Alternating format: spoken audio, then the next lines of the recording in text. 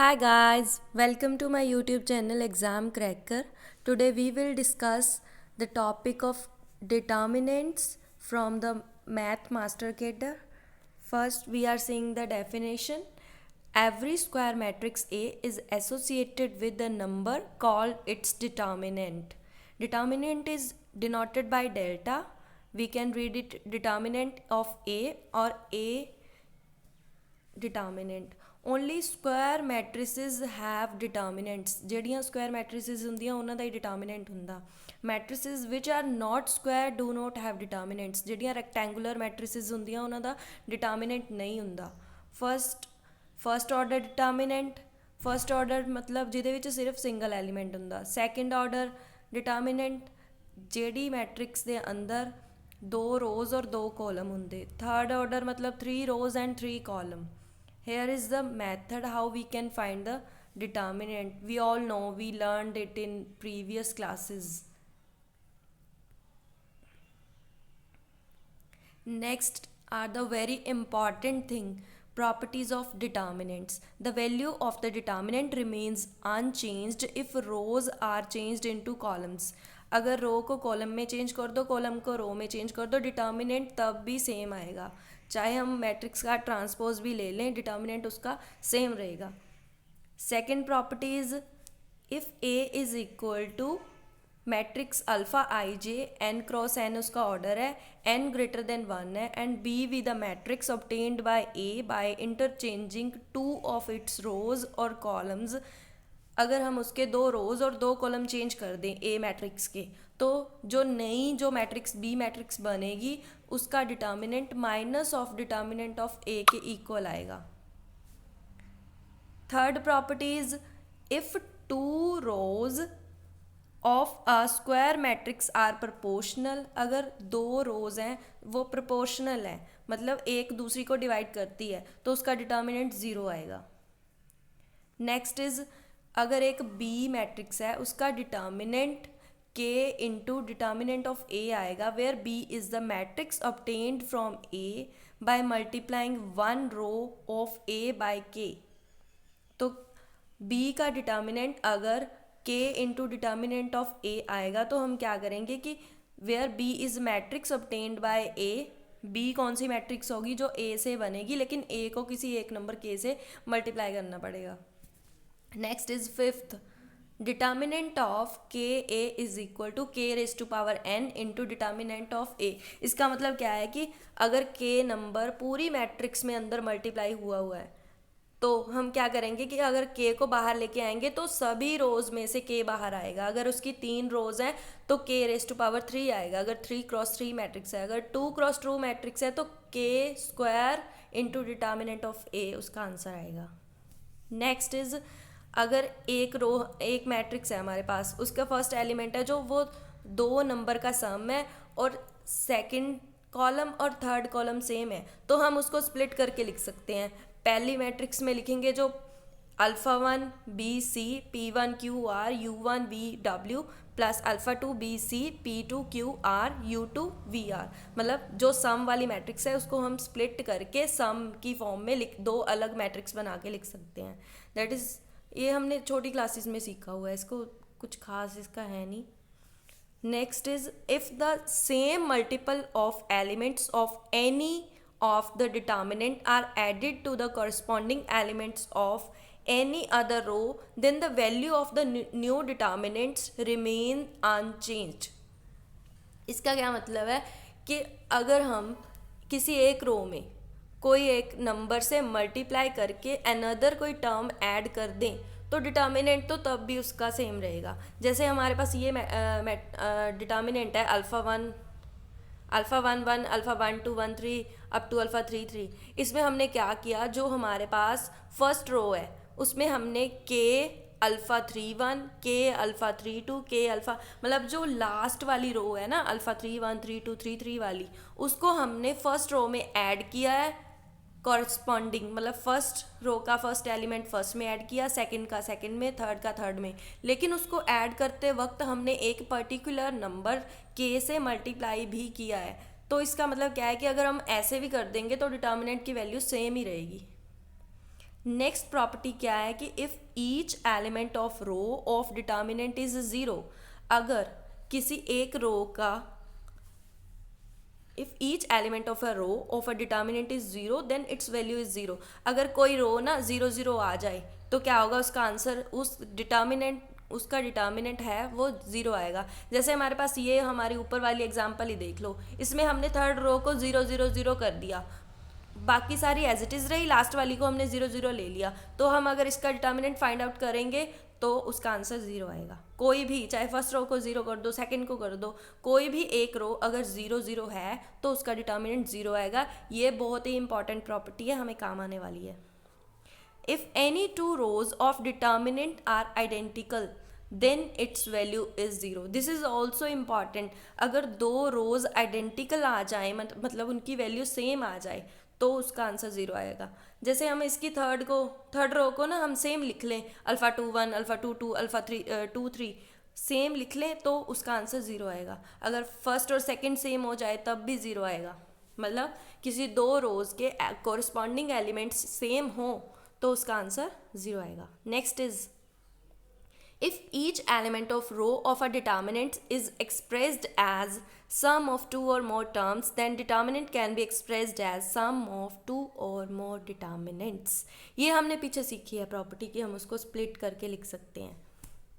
Next is if r rows become identical when alpha is substituted for x, then x minus a raised to power r minus 1 is a factor of given determinant।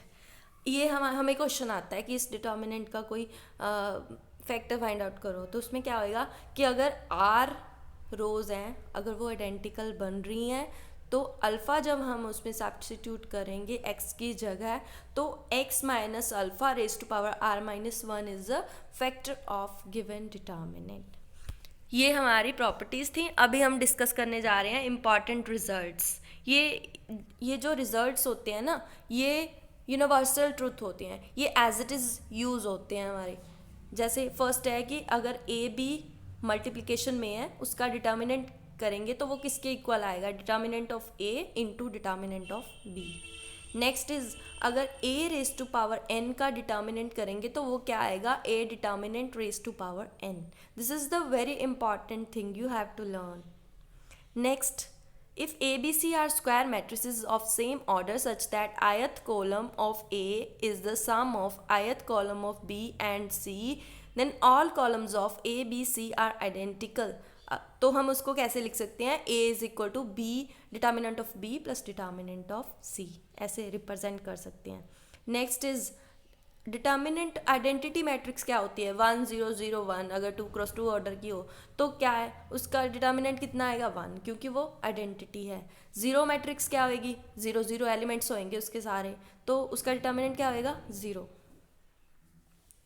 Next, if determinant of x B third order determinant having polynomial as its elements, then first point क्या है कि determinant of A has two columns proportional, then X minus A is the factor of del X. ये हमने ऊपर देखा है कि factor कैसे फाइंड आउट करेंगे। अगर उसके टू कॉलम्स प्रोपोर्शनल है तो एक्स माइनस ए उसका फैक्टर आएगा। अगर उसके 3 कॉलम्स प्रोपोर्शनल है तो X minus A raise to power 2 is the factor of del X. Next is 7th point, a square matrix A is non singular if determinant of A is non zero. Non singular कब आएगी, जब उसका determinant non zero होएगा। Singular कब आएगी, जब उसका determinant क्या होएगा, ज़ीरो। नेक्स्ट पॉइंट, ये सिंगुलर नॉन सिंगुलर की डेफिनेशंस भी हमें काम आने वाली हैं। सिंगुलर मैट्रिक्स कौन सी होती है, जिसका डिटर्मिनेंट ज़ीरो होता है, और नॉन सिंगुलर कौन सी होती है, जिसका नॉन ज़ीरो होता है। Determinant of skew symmetric matrix of order odd order is zero. जो मैट्रिक्स स्क्यू सिमेट्रिक हो, ये प्रॉपर्टीज़ हमने पीछे मैट्रिक्स में सीखी है कि सिमेट्रिक कौन सी होती है, स्क्यू सिमेट्रिक कौन सी होती है। तो जो skew symmetric matrix odd order की हो उसका डिटर्मिनेंट क्या होएगा, ज़ीरो। ये भी प्रॉपर्टी काम आएगी। स्क्यू सिमेट्रिक अगर मैट्रिक्स है हमारे पास ऑड ऑर्डर की तो उसका determinant zero. End of even order, अगर वही skew symmetric matrix even order की हो, is a non zero perfect square आएगा फिर उसका। इन जनरल अगर हम दो मैट्रिक्स को ऐड करके उसका डिटर्मिनेंट लें तो वो अकेले अकेले के डिटर्मिनेंट के एडिशन के बराबर नहीं होएगा, ये गलत है। जो मल्टीप्लिकेशन वाली प्रॉपर्टी है वो होल्ड करेगी, यहाँ पे एडिशन वाली प्रॉपर्टी होल्ड नहीं करेगी। Next, determinant of diagonal matrix is equal to product of its diagonal elements. अगर कोई डायगोनल मैट्रिक्स है हमारे पास, डायगोनल मैट्रिक्स में बाकी सारे एलिमेंट्स तो जीरो होते हैं, तो उसका डिटर्मिनेंट कितना आएगा, product of its diagonal elements. ये भी इंपॉर्टेंट है कि डायगोनल मैट्रिक्स का कैसे डिटर्मिनेंट फाइंड आउट करते हैं, तो उसके प्रोडक्ट जो डायगोनल एलिमेंट्स हैं उसको मल्टीप्लाई कर दो आपस में, मतलब उसका प्रोडक्ट ले लो। नेक्स्ट, अगर हमारे पास ट्राइंगुलर मैट्रिक्स है, ट्राइंगुलर भी हमें पता है, अपर ट्राइंगुलर कौन सी होती है कि अपर वाले है ना एलिमेंट्स है जो वो ट्राइंगल बना रहे हैं, नीचे वाले जीरो हैं। लोअर ट्राइंगुलर कौन सी होती है जिसमें नीचे वाले नॉन जीरो और ऊपर वाले जीरो एलिमेंट्स हैं, तो उसका भी डिटर्मिनेंट डायगोनल एलिमेंट्स के प्रोडक्ट के इक्वल होता है। Next, if a square matrix of order n is non singular, अगर हमारे पास एक स्क्वायर मैट्रिक्स है उसका n ऑर्डर है और वो नॉन सिंगुलर है, नॉन सिंगुलर का मतलब उसका डिटर्मिनेंट नॉन जीरो है। इफ इट्स रैंक, अगर उसका रैंक उसके ऑर्डर के इक्वल है, that is if A determinant is non zero then rank of A is n, तो उसका रैंक भी n आएगा। नेक्स्ट, अगर हमारे पास एक डेल एक्स दी हुई है यहाँ पे है ना, डिटर्मिनेंट दी हुई है, तो उसकी प्रॉपर्टीज़ बताई हुई हैं ये, ठीक है, ये कोई खास काम आने वाली नहीं है, इसको छोड़ दो, leave it. Next, if A is non singular matrix, अगर ए नॉन सिंगुलर मैट्रिक्स है तो ए इनवर्स को हम कैसे फाइंड करें, ए नॉन सिंगुलर मैट्रिक्स है तो determinant of A inverse is equal to 1 by determinant of A which is equal to inverse of determinant of A. Next, orthogonal matrix का determinant है जो वो हमेशा या 1 आएगा या -1 आएगा, 1 और -1 ऑर्थोगोनल का। Determinant of Hermitian matrix is purely real, जो हर्मिशियन मैट्रिक्स है उसका डिटर्मिनेंट प्योरली रियल होएगा। Next, if A and B are non zero matrix and A B का प्रोडक्ट ज़ीरो है, तो इसका मतलब क्या होएगा कि या तो ए का डिटर्मिनेंट ज़ीरो है एंड बी का determinant, A determinant zero and B determinant zero, दोनों का डिटर्मिनेंट ज़ीरो है, लेकिन ए एंड बी दोनों नॉन ज़ीरो मैट्रिक्स है।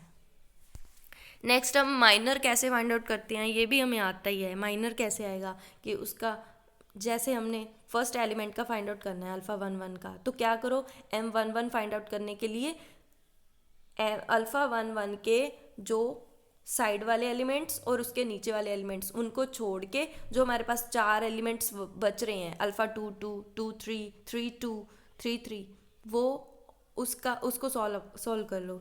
नेक्स्ट इज 1 2 का लेंगे तो अल्फ़ा 1 2 के नीचे के छोड़ देंगे, उसके अगल बगल के छोड़ देंगे, जो चार बचेंगे उनको ले लेंगे हम। Next, this is a cofactor भी कहते हैं इसको, माइनर्स को। कोफैक्टर का फॉर्मूला हमें बताया हुआ है कि अगर हमने अल्फ़ा आई जे का कोफैक्टर फाइंड आउट करना है, उसको हम सी आई जे से रिप्रेजेंट करेंगे, that is equal to -1 raise to power I plus J M I J. Next, इनकी प्रॉपर्टीज़ बताई हुई हैं, माइनर और कोफैक्टर की प्रॉपर्टीज़ क्या होती हैं कि अगर हम एक हमारे पास डिटर्मिनेंट है ना, डिटर्मिनेंट दिया हुआ है, तो हम क्या करेंगे, उसके पहली टर्म है अल्फ़ा 1 1, उसको C31 के साथ, मतलब थर्ड रो के कोफैक्टर के साथ मल्टीप्लाई करके आपस में ऐड करेंगे तो उसका क्या आएगा, 0 आएगा आंसर, ठीक है। नेक्स्ट प्रॉपर्टी क्या है कि अगर हमारे पास एक डिटर्मिनेंट है अल्फ़ा 1 1 अप टू अल्फ़ा 3 3, तो हम क्या करेंगे, इसका डिटर्मिनेंट कैसे आएगा, तो पहले अल्फ़ा 1 1 उसके साथ उसका कोफैक्टर प्लस अल्फ़ा 1 2 उसके साथ उसका कोफैक्टर, अल्फ़ा 1 3 उसके साथ उसका कोफैक्टर। ये हमने देखा ही है पीछे, हम कोफैक्टर कैसे फाइंड आउट करते हैं, मतलब जैसे सिंपल हम डिटर्मिनेंट फाइंड आउट करते हैं तो हमें पता नहीं चलता, लेकिन वो कोफैक्टर होते हैं, बाद में हमें उसकी डेफिनेशन समझ में आती है कि हाँ ये तो कोफैक्टर है। नेक्स्ट, इन जनरल अगर डिटर्मिनेंट ऑफ ए डेल्टा आ गया हमारे पास, तो ए डिटर्मिनेंट को हम कैसे लिख सकते हैं, summation I varies from 1 to n alpha I J C I J and, और इसका एडजॉइंट कैसे आएगा, adjoint of A is equal to delta raise to power n -1, मतलब जितना उसका डिटर्मिनेंट है उसको उसके ऑर्डर में से 1 सब्ट्रैक्ट कर दो, delta raise to power n -1 वो उसका क्या आएगा, adjoint. Where A is a matrix of order n cross n। ये हमने किया है आज, इसकी प्रॉपर्टीज़ की हैं और कोफैक्टर्स फाइंड आउट किए हैं। तो आगे हम कल करेंगे नेक्स्ट वीडियो में। होप आपको समझ लग गया होगा। तो आप वीडियो को पॉज करके इसको नोट्स भी बना सकते हैं। Like share and subscribe my YouTube channel. Bye bye.